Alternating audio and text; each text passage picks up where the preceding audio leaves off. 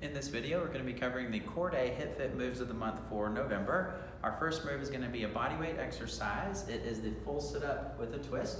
So I'm going to find my way all the way down to my back. From this position here, I'm going to plant my feet. I want to think of digging my heels into the ground so I can activate calves and hamstrings. This first option, I'm going to have my hands behind my head and neck, not pulling on my neck from here. I'm using my core muscles to find the full sit-up here. And then at the top of the sit-up, I'm going to find a rotation to one side, back to center, other side, back to center, and then all the way down. For another option, I can work on releasing my arms forward and keeping the arms extended as I grab my twist.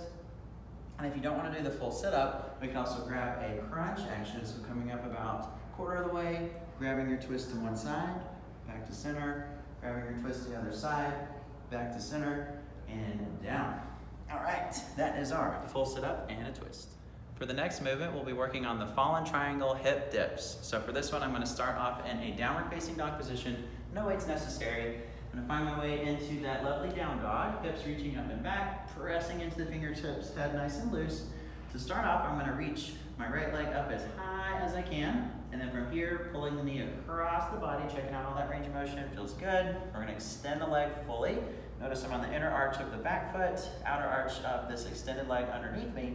I'm pushing down with my right arm, left arm is extending all the way up towards the ceiling. So now, work to keep the hips up nice and high, reaching up, and now we're going to work on dropping the hips down with control, and then squeezing through the waistline to lift the hips right back up. So for another option, I could find any side plank variation. So I could stagger the feet, working on the hip dips here. I could also find my way down to my elbow. And yet another option, I could use my other arm for support. I could use my other leg for support, working on that hip dip action as well here. All right, you guys, that is our fallen triangle hip dips. For the final movement, we'll be working on the plank walk-ups. What I need for this one, again, is my body weight, also a flat bench. I'm gonna go ahead and take my hands down to the bench, walking down to the ground, nice and controlled. I either want to find wide legs to keep my hips nice and stable. Another option, a little bit more challenged, keeping the legs a little bit closer together. It's a little bit harder to keep the hips stabilized.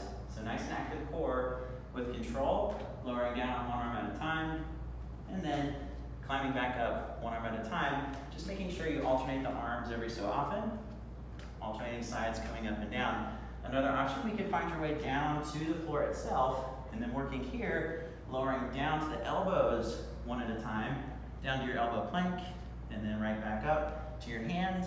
Yet another option, taking the knees down to the ground, working nice and controlled, down to one elbow and then the other, and then pressing your way right back up to stand. All right, guys, that is our plank walk-ups.